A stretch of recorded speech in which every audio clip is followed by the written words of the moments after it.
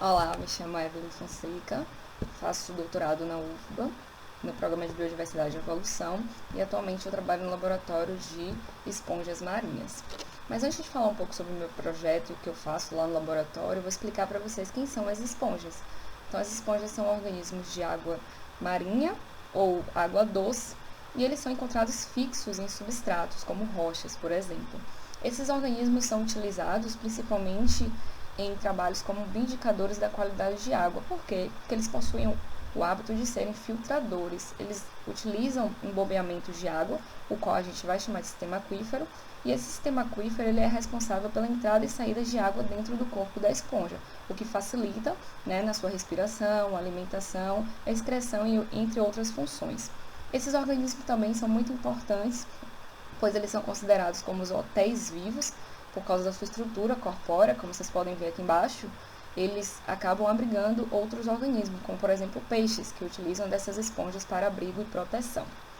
Então, passando para o meu projeto, que é que eu faço lá no laboratório de esponjas marinhas, então eu tenho uma pergunta em que eu quero saber se as características presentes no corpo dessas esponjas, como essas espículas, que são estruturas que auxiliam na fixação dessas espécies lá no substrato, e o sistema aquífero, que eu falei para vocês que é aquele bombeamento de entrada e saída de água.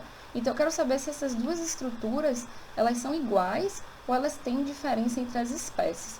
Por quê? Para facilitar na hora da identificação desses indivíduos, se a gente está realmente identificando indivíduos com características iguais ou se há alguma variação entre eles. Eu estou no início do meu doutorado, tenho apenas 4 meses em que eu iniciei esse doutorado, então a gente tem alguns resultados que são bem parciais.